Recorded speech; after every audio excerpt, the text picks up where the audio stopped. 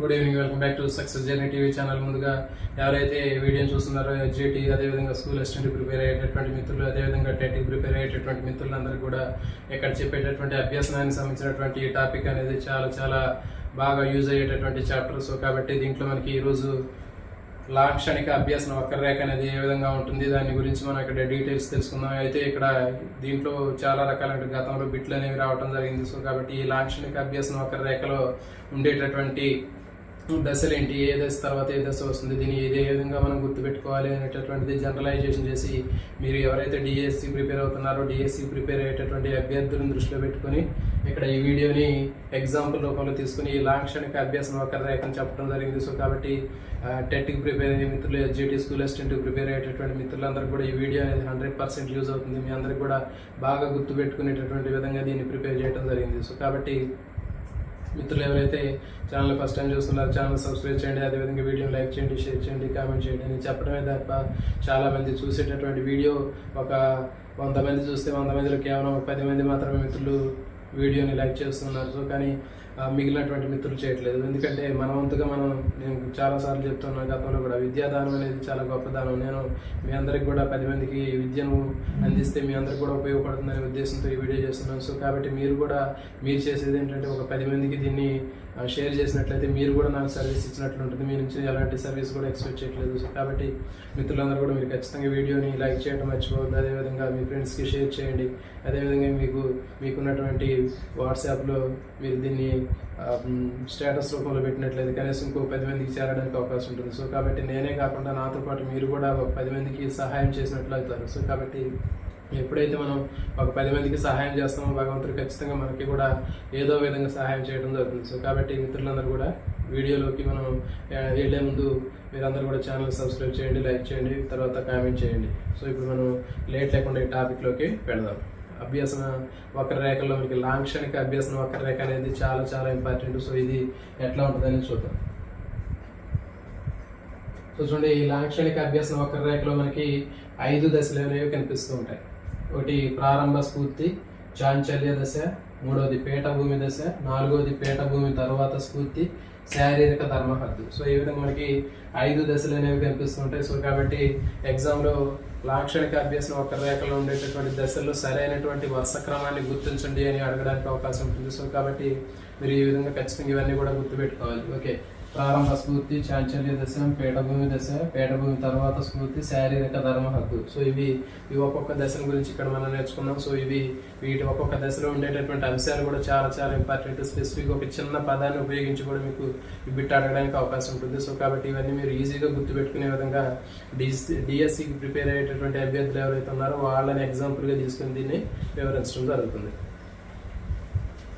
చూడండి, మనకి ఇది ఒక గ్రాఫ్ రూపంలో వివరిస్తున్నాం. ఇది ప్రారంభ స్ఫూర్తి. ఓకే, దాని తర్వాత ఈ అప్ అండ్ డౌన్స్ ఉన్నటువంటిది చాంచల్య దశ, ఎగుడు దిగులు ఉన్నటువంటి దశ. నెక్స్ట్ ఇది ప్లెయిన్గా వెళ్ళిపోయినటువంటి దశ పీఠభూమి దశ. తర్వాత ఇది ముందుకు పోయినటువంటి దశ ఇది పీఠభూమి తర్వాత స్ఫూర్తి. ఓకే, నెక్స్ట్ మళ్ళీ ఇట్లా అడ్డంగా వెళ్ళిపోయినటువంటిది ఇది శారీరక ధర్మహద్దు. సో కాబట్టి ఈ 5 దశల్ని ఆ దశల్లో ఉండేటటువంటి అంశాల గురించి ఇక్కడ మనం నేర్చుకున్నాం. అంటే ఈ లాక్షణిక అభ్యాసం వక్రరేఖ అంటే ఏంటి అంటే మనకి దీని గురించి బ్రీఫ్గా మనం ఏదైనా ఒక విషయాన్ని కానీ ఒక సబ్జెక్ట్ని కానీ చదువుకునేటప్పుడు మనం ఎంతవరకు అభ్యసిస్తున్నాము, అందులో ఉన్నటువంటి అంశాన్ని ఏ విధంగా అభ్యసించగలుగుతున్నాము అనేటటువంటి దాని గురించి ఇక్కడ మనకి గ్రాఫ్ రూపంలో చెప్తున్నాం. చూడండి, ఫస్ట్ ప్రారంభ స్ఫూర్తి. ప్రారంభ స్ఫూర్తి అనేది ఇది మనం ఏదైనా అభ్యాసనాన్ని ప్రారంభించేటప్పుడు మొట్టమొదటిసారిగా ఉండేటటువంటి స్ఫూర్తి ఏదైతే ఉందో దాన్ని ప్రారంభ స్ఫూర్తి అంటారు. చూడండి, ఇది ప్రారంభ స్ఫూర్తి. మనం ఏదైనా ఒక విషయాన్ని కానీ డిఎస్సి కానీ దేనికైనా టెట్కి కానీ మనం ప్రిపేర్ అయ్యేటప్పుడు మొట్టమొదటిసారిగా మనకి ఏదైతే ఆ స్పీడు ఉత్సాహం ఉంటుందో ఎక్కువ మొత్తంలో నేర్చుకుంటామో దాన్ని ఏమంటారంటే ప్రారంభ స్ఫూర్తి అని చెప్తారు. ఓకే, సో ఇది ప్రారంభ స్ఫూర్తి. ఈ ప్రారంభ స్ఫూర్తిలో అభ్యాసం అనేది చాలా వేగంగా ఉంటుంది. అభ్యాసం అనేది చాలా వేగంగా ఉంటుంది. చూడండి, మనకి ఇప్పుడు డిఎస్సి ప్రిపేర్ అయ్యేటటువంటి మిత్రులు నోటిఫికేషన్ పడగానే వాళ్ళు వెంటనే ఏం చేస్తారంటే డిఎస్సిలో మనకి ఎగ్జామ్లో జరిగేటటువంటి దాంట్లో ఉండేటటువంటి మనకి ఫస్ట్ క్వశ్చన్ పేపర్ తీసుకుంటే జీకే కరెంట్ అఫైర్స్ ఉంటాయి. సో మరి ఆ జీకే కరెంట్ అఫైర్స్ సంబంధించింది ఒక బుక్ తీసుకుని మీరు ఏం చేస్తారంటే స్టార్ట్ చేస్తారు. ఒక రోజు చదువుతారు, 2 రోజులు చదువుతారు, బాగా స్పీడ్గా మంచిగా చదువుతారు, బాగా ఇంట్రెస్ట్గా చదువుతారు, ఎక్కువ విషయాన్ని నేర్చుకుంటారు. సో కానీ అది ఏంటంటే మనకి ప్రారంభ స్ఫూర్తి అంటారు. ఓకే, గుర్తుపెట్టుకుని మీరు డిఎస్సి కానీ టెట్కి కానీ ప్రిపేర్ అయ్యేటప్పుడు మొదటి 2 రోజులు ఏదైతే ఉందో మీకు బాగా ఇంట్రెస్ట్గా ఉండి ఎక్కువ విషయాన్ని ఎక్కువ ఉత్సాహంతో నేర్చుకుంటారు. ఓకే, సో దాన్ని ఏమంటారంటే ప్రారంభ స్ఫూర్తి అంటారు. ఈ దశలో అభ్యసనం అనేది బాగా స్పీడ్గా జరుగుతుంది. సో ఇది ప్రారంభ స్ఫూర్తి. నెక్స్ట్ రెండవది చాంచల్య దశ. ఓకే, మరి చాంచల్య దశ అనగానే ఏమవుతుందంటే అక్కడ ఎగుడు దిగుడులు ఉంటాయి, అప్ అండ్ డౌన్స్ ఉంటాయి, ఫ్లక్చుయేషన్స్ రావడం జరుగుతుంది. ఓకే, సో ఈ విధంగా మనకి మందకొడిగా ఉండేటటువంటి దశ కానివ్వండి, లేకపోతే ఎగుడు దిగుడుగా ఉండేటటువంటి దశను చాంచల్య దశ అంటారు. ఓకే, ఇది కనిపిస్తుంది మనకి స్పీడ్ బ్రేకర్ లాగా అప్ అండ్ డౌన్స్ అనేవి వస్తుంటాయి, ఎగుడు దిగుడులు ఉంటాయి. ఓకే, చాంచల్య దశ దీన్ని చెప్పడం జరుగుతుంది. ఓకే, మరి ఇది ఇక్కడ ఏమవుతుందంటే అభ్యసనం అనేది స్పీడ్ తగ్గిపోతుంది. ఓకే, సో ఈ ప్రారంభ స్ఫూర్తిలో ఎంతైతే వేగంతో నేర్చుకున్నామో మన అభ్యసనాన్ని అంత వేగంతో ఇక్కడ మనం ఈ చాంచల్య దశలో నేర్చుకున్నాము. అక్కడ చాలా వరకు ఆ స్పీడ్ అనేది అభ్యసనం యొక్క వేగం అనేది బాగా తగ్గిపోతుంది. ఓకే, ఇది చాంచల్య దశ. నెక్స్ట్ మూడవది పీఠభూమి దశ. ఓకే, అంటే చూడండి మరి చాంచల్య దశలో ఫర్ ఎగ్జాంపుల్ ఇప్పుడు చెప్పాము మనం ఒక ఫస్ట్ 2 రోజులు డిఎస్సిలో జీకే కరెంట్ అఫైర్స్ చదివి చెప్పాను. చదివిన తర్వాత 2 రోజుల తర్వాత మరి నీకు అంతకుముందు ఎంత ఇంట్రెస్ట్తో డిఎస్సి ప్రిపేర్ అయ్యావో ఆ జీకే కరెంట్ అఫైర్స్ అనేవి నువ్వు 2 రోజుల తర్వాత నువ్వు అంత చదవలేవు. ఏమవుతుందంటే ఆ స్పీడ్ అనేది తగ్గిపోయి అప్ అండ్ డౌన్స్ వస్తాయి, ఫ్లక్చుయేషన్స్ వస్తాయి, ఎగుడు దిగులు వస్తాయి. నీకు ఇదేంటని ఇబ్బందికరంగా ఉంటుంది, ఆ ఇంట్రెస్ట్ అనేది తగ్గిపోతుంది. సో దాన్ని ఏమంటారంటే చాంచల్య దశ అని చెప్పడం జరుగుతుంది. నెక్స్ట్ మూడవది పీఠభూమి దశ. సో మరి ఈ పీఠభూమి దశలో పూర్తిగా అసలుకి అభ్యసనం అనేది ఎలాంటి పురోగతి లేకుండా ఆగిపోతుంది. ఈ దశలో చాంచల్య దశలో అభ్యసనం అనేది ఎలాంటి పురోగతి లేకుండా పూర్తిగా అక్కడ ఆగిపోతుంది. మరి అయితే ఆగిపోవడం అంటే ఇంతకు ముందు గతంలో నేర్చుకున్నటువంటి ప్రారంభ స్ఫూర్తిలో బాగా నేర్చుకున్నాం.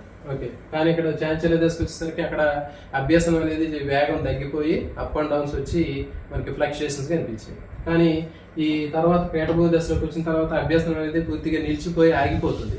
ఓకే, సో మరి దీని విధంగా ఆగిపోయేటటువంటి దశ ఏమంటారంటే పీఠభూమి దశ అంటారు. ఓకే, మరి ఈ దశలో నువ్వు ఎంత ప్రయత్నం చేసినా మరి ఇంతకు ముందు ఎంత అయితే నువ్వు నేర్చుకున్నావో అంతటి పురోగతి అనేది నీకు కనిపించదు. ఓకే, అక్కడ అభ్యసనం అనేది నువ్వు ఎంత ప్రయత్నం చేసినా అంతకు ముందు ఉన్నటువంటి దశలో ప్రారంభ స్ఫూర్తిలో బాగా ఎక్కువగా ఉంది, అది సాధించలేవు. నెక్స్ట్ చాంచల్య దశలో నీకు అక్కడ వేగం తగ్గిందని చెప్పి ఆ తగ్గినటువంటి వేగంతో కూడా అక్కడ మనం స్టార్ట్ చేయలేము. ఓకే, సో కాబట్టి ఇక్కడ పీఠభూమి దశ ఏదైతే ఉందో ఆ పీఠభూమి దశలో పూర్తిగా అభ్యసనం అనేది ఆగిపోవడం జరుగుతుంది, ఎలాంటి పురోగతి కూడా ఉండదు. ఓకే, ఇది పీఠభూమి దశ. మరి ఇది తాత్కాలికమైంది, అంటే నువ్వు కంప్లీట్గా అదేంటంటే ఇక్కడ అభ్యసనం ఆగిపోయింది అనుకుంటాం కానీ అది నిజంగా ఆగిపోయినట్లు కాదు, అది తాత్కాలికమైనది, అది నీ యొక్క భ్రమ మాత్రమే. సో మరి ఈ పీఠభూమి దశను మనం ఏ విధంగా అధిగమించాలి? ఓకే, ఏ విధంగా అధిగమించాలి అంటే చూడండి మనకి దీన్ని పీఠభూమి దశను మనం ఎదుర్కోవాలి అంటే మనం చేసే ఒక 3 అంశాలు ఉంటాయి. ఆ 3 అంశాలను మనం పాటించినట్లయితే మనకి మళ్ళీ ఆ పీఠభూమి దశను అధిగమించి ఇంతకుముందు ఏ ఉత్సాహంతో అయితే మనం ఈ ప్రారంభ స్ఫూర్తిలో మనం అభ్యసనాన్ని కొనసాగించామో అదే స్పీడ్ తోటి మళ్ళీ కూడా మనం కొనసాగించవచ్చు. సో ఆ 3 అంశాలు ఏంటి అంటే అభ్యసనంలో మార్పులు, అంటే మనం చదివేటటువంటి విధానంలో అభ్యసన ప్రక్రియలో మార్పు చేసుకోవటం ద్వారా మనల్ని మనం ప్రేరణ చేసుకోవడం ద్వారా, మూడోది పునర్బలనం చేయడం ద్వారా జరుగుతుంది. సో ఈ మూడింటి గురించి చూద్దాం. సో ముందుగా అభ్యసన విధానంలో మార్పు చేసుకోవడం వల్ల, అంటే మనం చదివేటటువంటి విషయాన్ని ఏ విధంగా చదువుతున్నామో ఆ విధంగా చదవకుండా దాన్ని మార్పు చేసుకుంటే, అభ్యసన విధానంలో మార్పు చేసుకున్నట్టు అభ్యసన ప్రక్రియలో మార్పు చేసుకున్నట్లయితే మనం ఈజీగా మళ్ళీ ఈ పీఠభూమి దశను అధిగమించవచ్చు. చెప్పాము ఎట్లాగంటే ఇప్పుడు డిఎస్సి ప్రిపేర్ అయ్యేటటువంటి అభ్యర్థి ఆ డిఎస్సిలో ఫస్ట్ జీకే కరెంట్ అఫైర్స్ చదువుతున్నాడు అని చెప్పాము. అట్లా చదివిన తర్వాత ఏమైంది, అతనికి పీఠభూమి దశలోకి వచ్చిన తర్వాత పూర్తిగా బుక్కులు పక్కన పెట్టి నా వల్ల కాదు, నేను ప్రిపేర్ అవ్వలేను అని చెప్పి ఇదంతా తలకాయ నొప్పిగా ఉంది, అసలు నా వల్ల కాదని చెప్పి అసలు ప్రిపరేషన్ పూర్తిగా ఆఫ్ చేసి బుక్కులు పక్కన పెట్టడం జరిగింది. ఓకే, మరి అలాంటి ఆ బుక్కులన్నీ కంప్లీట్గా పక్కన పెట్టినటువంటి అభ్యర్థి మళ్ళీ అభ్యసనాన్ని ఏ విధంగా ముందుకు తీసుకెళ్ళాలి అంటే అతను చేసేటటువంటి ఆ ప్రాసెస్ తప్పు. అంటే అభ్యసన ప్రక్రియలో మార్పు చేసుకుంటే అతను మళ్ళీ పురోగతిని సాధిస్తాడు. అంటే ఏంటి, ఇప్పుడు చెప్పాము మనం ఆ క్యాండిడేట్ ఎట్లా చదువుతున్నాడు, కంప్లీట్గా జీకే కరెంట్ అఫైర్స్ తీసుకుని కంప్లీట్గా బుక్ అయిపోయిందా చదువుదాం అనుకున్నాడు. సో కానీ అది సరైనటువంటి పద్ధతి కాదు. అట్లా కాకుండా రోజుకి 1 గంట 2 గంటలు అట్లా చదివిన తర్వాత మీరు ఆ సబ్జెక్ట్ని మార్చుకున్నట్లయితే మీరు ఆ సబ్జెక్టుకు సంబంధించినటువంటి అభ్యసనం అనేది వేగంగా జరుగుతుంది. ఓకే, సో కాబట్టి అట్లా ఏం చేయాలంటే అభ్యసన ప్రక్రియలో మార్పు చేసుకోవాలి. మనం చదివే విధానంలో మార్పు చేసుకున్నట్లయితే మనం నెక్స్ట్ ఈజీగా మనం ఈ పీఠభూమి దశని ఓవర్కమ్ చేసి ముందుకు వెళ్ళొచ్చు. ఓకే, తర్వాత అభ్యాసన ప్రక్రియలో మార్పు చేసుకుంటామని చెప్పిన తర్వాత రెండోది ఏంటంటే ప్రేరణ అని చెప్పాము. సో ప్రేరణ తీసుకున్నట్లయితే ప్రేరణ అనేది మనం ప్రేరణ చేసుకోవాలి, అంటే మోటివేషన్, సెల్ఫ్ మోటివేషన్ చేసుకోవాలి. సో ఇప్పుడు డిఎస్సి నోటిఫికేషన్ పడగానే మనం స్టార్ట్ చేద్దామని చెప్పేసి అడావుడిగా నువ్వు 1-2 రోజులు టక్కన తీసుకుని బుక్కులు తీసి ప్రిపేర్ అవుతున్నావు. సో మరి ఆ ప్రిపేర్ అయ్యేటప్పుడు ఒక రోజు కానీ 2 రోజులు కానీ టైం వేస్ట్ అయింది. నువ్వేం చేయాలి అంటే ఇంతకుముందు డిఎస్సి ప్రిపేర్ అయినటువంటి వాళ్ళు ఎలా చదివారు, వాళ్ళు ఎలాంటి బుక్స్ చదివారు, ఎట్లా చదివారు వాళ్ళు అని చెప్పి వాళ్ళకి సంబంధించినటువంటి మొత్తం వాళ్ళకి డీటెయిల్స్ మొత్తం కూడా చదువుకున్నట్లయితే నువ్వు ఒకసారి వాళ్ళని మోటివేషన్గా తీసుకుని వాళ్ళు చాలా వీడియోలు చేస్తుంటారు వాళ్ళకి సంబంధించినటువంటి జర్నీకి సంబంధించినటువంటిది. సో వాళ్ళని మీరు ఫాలో అయ్యి వాళ్ళు ఎలాంటి బుక్కులు చదివారు, వాళ్ళ సక్సెస్ కారణం ఏంటి, ఎన్ని గంటలు చదివారు, ఎట్లా ఏంటి అని నీకు నువ్వు మోటివేట్ చేసుకున్నట్లయితే వాళ్ళు సంబంధించినటువంటి వీడియోస్ చూడటం ద్వారా నువ్వు సెల్ఫ్గా నీవే మోటివేట్ అవుతాయి. సో కాబట్టి ఈ విధంగా నువ్వు ప్రేరణ చెందినట్లయితే నువ్వు కూడా ఉత్సాహంతో వాళ్ళలాగా నువ్వు కూడా డిఎస్సికి ప్రిపేర్ అవ్వడానికి అవకాశం ఉంటుంది. సో అట్లా కాకుండా నువ్వు అవన్నీ వదిలేసి నువ్వు టైం వేస్ట్ అవుతుందని 2 రోజులు నువ్వు ఎలాంటివి మోటివేషన్కి సంబంధించినటువంటివి చూడకుండా నువ్వు స్టార్ట్ చేస్తే తర్వాత 2 రోజులు చదువుతావు. తర్వాత పీఠభూమి దశకు వచ్చిన తర్వాత కంప్లీట్గా అక్కడ నీ యొక్క చదువు అభ్యాసం అనేది ఎలాంటి పురోగతి లేకుండా ఆగిపోతుంది. నెక్స్ట్ ఇంకోటి పునర్బలం, అంటే మనం చదువుకునేటటువంటి అభ్యాస అంశాలన్నీ కూడా ఆగిపోకుండా మళ్ళీ ఇంకా ముందుకు పోవాలి అంటే ఏం చేయాలంటే మనం చదువుకున్నటువంటి అంశాన్ని ఎంత బాగా నేర్చుకున్నాం అనేటటువంటి దాన్ని దృష్టిలో పెట్టుకోవడానికి మనం ఒక అంశాన్ని చదివిన తర్వాత వాటికి సంబంధించినటువంటి ప్రాక్టీస్ బిట్లు చేసినప్పుడు మనకి రీఎన్ఫోర్స్మెంట్గా ఉంటుంది, అది పునర్బలం అంటారు.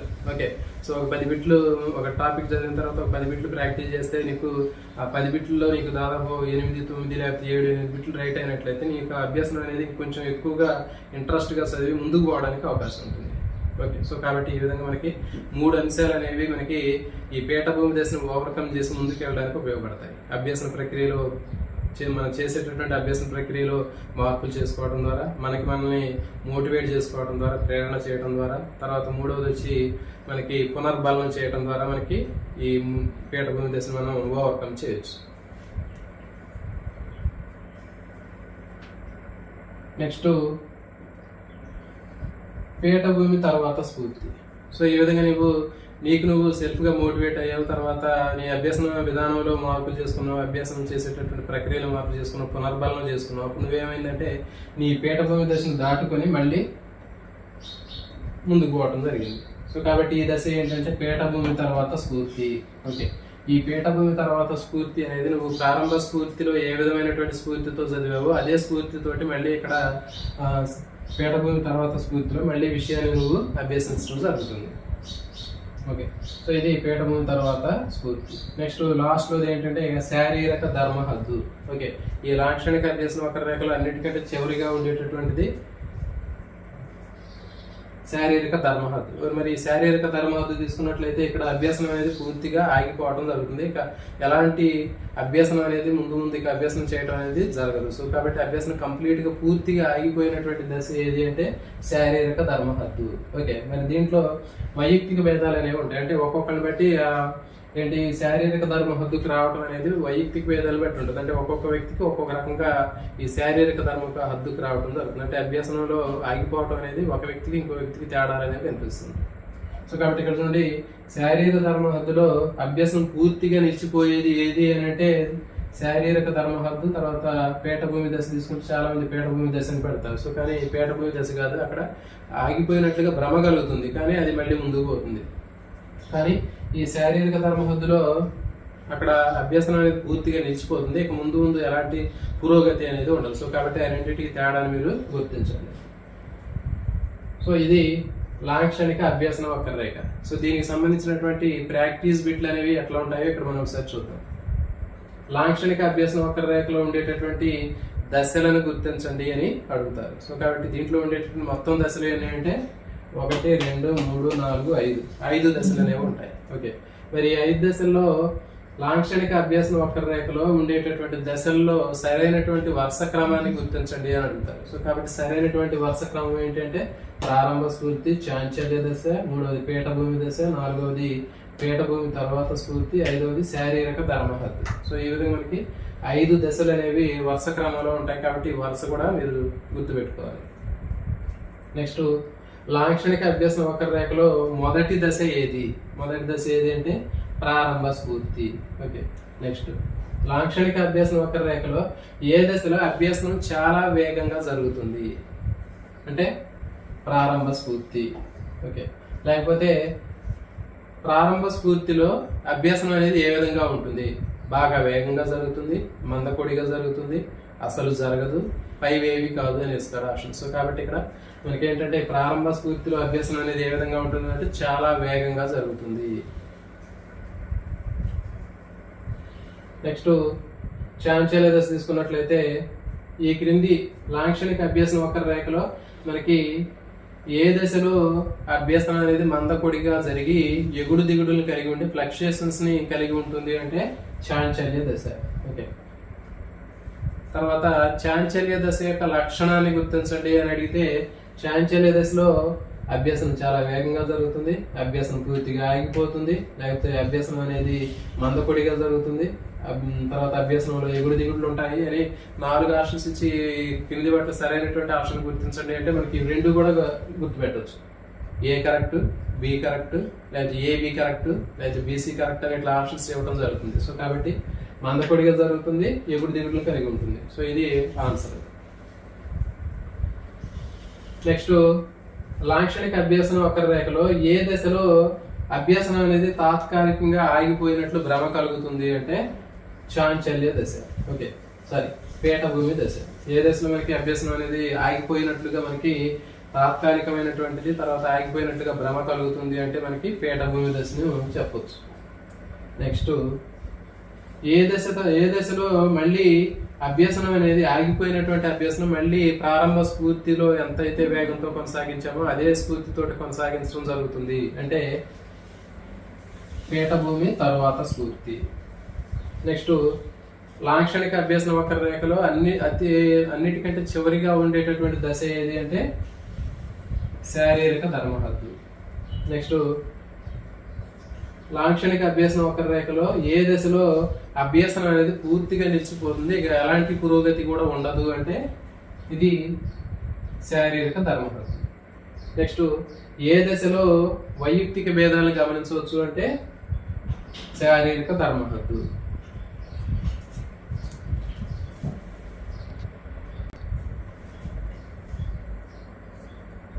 సో కాబట్టి మిత్రులందరికీ కూడా చూడండి, ఈ లాంఛనిక అభ్యాసం వక్రరేఖ అనేది డిఎస్సి ప్రిపేర్ అయ్యేటటువంటి అభ్యర్థులను దృష్టిలో పెట్టుకుని చెప్తామని చెప్పాము. సో మళ్ళీ ఒకసారి చూడండి, ఈ ప్రారంభ స్ఫూర్తిలో డిఎస్సి ప్రిపేర్ అయ్యేటటువంటి అభ్యర్థి ముందు బాగా సీరియస్గా ఒక బుక్ తీసుకొని జీకే కరెంట్ అఫైర్స్ బుక్ తీసుకొని బాగా చదువుతాడు. స్టార్టింగ్లో బాగా ఎక్కువ అభ్యాసం చేస్తాడు. దాని తర్వాత చాంచల్య దశలోకి వస్తాడు. ఈ చాంచల్య దశలోకి వచ్చిన తర్వాత అక్కడ కొంచెం అభ్యాసం అనేది స్పీడ్ అనేది తగ్గిపోతుంది, వేగం తగ్గిపోయి అతనికి ఎగుడు దిగులు రావడం జరుగుతుంది. అంటే ఫ్లక్చుయేషన్ గురయ్యి కొంచెం ప్రిపరేషన్ అనేది ఇబ్బందికరంగా మారుతుంది, స్పీడ్ అనేది తగ్గిపోయి. నెక్స్ట్ పీఠభూమి దశ. సో ఈ పీఠభూమి దశకు వచ్చిన తర్వాత పూర్తిగా అతనికి ఆ డిఎస్సి ప్రిపేర్ అయ్యేటటువంటి అభ్యర్థికి పూర్తిగా ప్రిపరేషన్ అనేది ఆగిపోతుంది.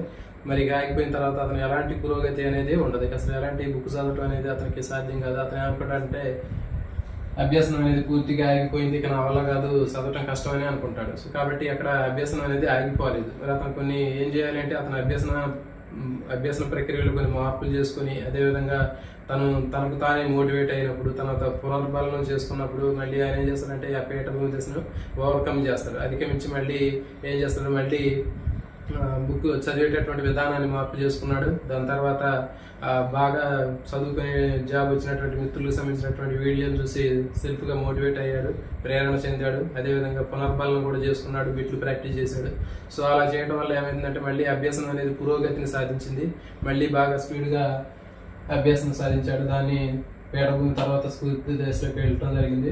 సో తర్వాత మళ్ళీ చివరిగా పూర్తిగా అంతా అయిపోయిన తర్వాత శారీరక ధర్మహద్దులోకి రావడం జరిగింది. సో మరి ఈ శారీరక ధర్మహద్దులోకి వచ్చిన తర్వాత ఇక ప్రిపరేషన్ అనేది పూర్తిగా ఆగిపోతుంది, ఎలాంటి అభివృద్ధి అనేది పురోగతి అనేది ఉండదు.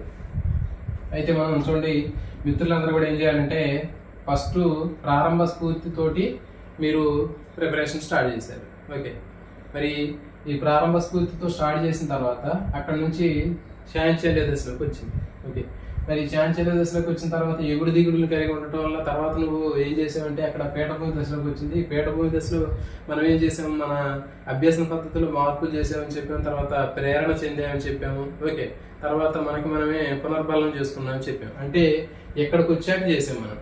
ఓకే, సో కానీ మీరు ఫస్ట్ ఏం చేయాలంటే ప్రిపరేషన్ స్టార్ట్ చేసేటప్పుడు డిఎస్సి ప్రిపేర్ అయ్యేటప్పుడే ముందే ఇవన్నీ చేసుకోవాలి. ఓకే, అర్థమవుతుంది. అంటే మీరు ముందుగానే ఏం చేయాలంటే అభ్యసన పద్ధతుల్లో మార్పులు చేసుకొని ముందుగానే ఎట్లా చదివితే మనకి మంచి మార్కులు వస్తాయి అనేటటువంటి విషయాన్ని మీరు ముందుగానే షెడ్యూల్ వేసుకోవాలి. అంటే ఏంటి, కంటిన్యూగా బుక్ చదువుకోవాలా, లేకపోతే ఒక సబ్జెక్ట్ని రోజుకు 2 గంటలు చదువుకోవాలా, 3 గంటలు చదువుకోవాలా, లేకపోతే ఏ సబ్జెక్ట్ని ముందు చదువుకోవాలి, ఉదయం పూట ఏది చదువుకోవాలి, సాయంత్రం ఏది చదువుకోవాలి, మంచిగా మనకి వచ్చినటువంటి దాన్ని చదువుకోవాలా, రాని దాన్ని ముందు చదువుకోవాలి. అలాంటి దాన్ని మనం అభ్యసన ప్రక్రియలో మార్పులు చేసుకొని మనం ముందే స్టార్ట్ చేసుకోవాలి. ఓకే, అట్లా స్టార్ట్ చేసాం. ఓకే, తర్వాత ఇంకేం చేయాలంటే నువ్వు ముందుగానే మోటివేట్ అవ్వాలి. అంటే అభ్యసనాన్ని ప్రారంభించడానికంటే ముందు రేపు నువ్వు డిఎస్సి ప్రిపేర్ అవుతున్నావు, ఈ రోజే ముందేం చేస్తున్నావు, నువ్వు దీనికి సంబంధించినటువంటి అభ్యసన ప్రక్రియలో మార్పులు చేసుకొని రెడీ చేసుకున్నావు, టైం టేబుల్ వేసుకున్నావు. దాని తర్వాత నువ్వు నీకు సెల్ఫ్గా మోటివేట్ అవుతున్నావు. అంటే ఇంతకుముందు జాబ్ వచ్చినటువంటి మిత్రులకు సంబంధించినటువంటి వీడియోలు చూసి నువ్వు కూడా ఇన్స్పైర్ అయ్యి నువ్వు కూడా మోటివేట్ అయ్యి నువ్వు కూడా మన సీరియస్గా చదువుకోవాలనేటటువంటి ఉత్సాహాన్ని పెంపొందించుకున్నావు. అది కూడా అయిపోయింది. తర్వాత నీ ప్రాక్టీస్ సంబంధించినటువంటి బిట్లు కూడా నువ్వు రెడీగా పెట్టుకున్నావు, చేసావు. సో ఇలా చేసిన తర్వాత నీకు ఈ ప్రారంభ స్ఫూర్తిలో అభ్యాసం చాలా వేగంగా ఉందని చెప్పినావు. ఎంత స్పీడ్గా ఉందో అదే స్పీడ్ తోటి నువ్వు ముందుకెళ్ళిపోతావు. ఓకే, సో మరి నీకు ఇక్కడ అభ్యాసం వక్రరేఖలు ఎలాంటి ఏమీ ఉండవు, ఫ్లక్చుయేషన్స్ రావు, తర్వాత పీఠభూమి దశ ఉండదు. ఓకే, దాని తర్వాత ప్రారంభ స్ఫూర్తి తర్వాత ఉన్నటువంటి స్ఫూర్తి కూడా ఉండదు. ఓకే, తర్వాత ఈ శారీరక ధర్మహద్దు కూడా ఉండదు. సో కాబట్టి మనం ఏం చేయాలంటే మనం ఈ మొత్తం ప్రిపరేషన్ మొత్తం చేసుకున్నట్లయితే ఈ ప్రారంభ స్ఫూర్తితో ఏదైతే ఉందో అది కంటిన్యూగా మనకి ఆ మిగిలినటువంటి చాంచల్య దశలు కానీ పీఠభూమి దశలు లేకుండా ముందుగానే మనం ప్లాన్ చేసుకోవాలి. ఓకే, సో కాబట్టి ఈ విధంగా మీ చేసినటువంటి వీడియో మిత్రులందరూ కూడా నచ్చింది అనుకుంటున్నాను. సో కాబట్టి ఇలాంటి మంచి వీడియోలు మీ అందరికీ కూడా ఉపయోగపడేటటువంటి వీడియోలు మరిన్ని మీకు అందిస్తానని చెప్తున్నాను. సో కాబట్టి మీరు కూడా ఖచ్చితంగా వీడియోని మర్చిపోకుండా లైక్ చేయండి, షేర్ చేయండి, కామెంట్ చేయండి. అదేవిధంగా ఆ బెల్ ఐకాన్ ఆన్లో ఉంచుకోండి. జై హింద్.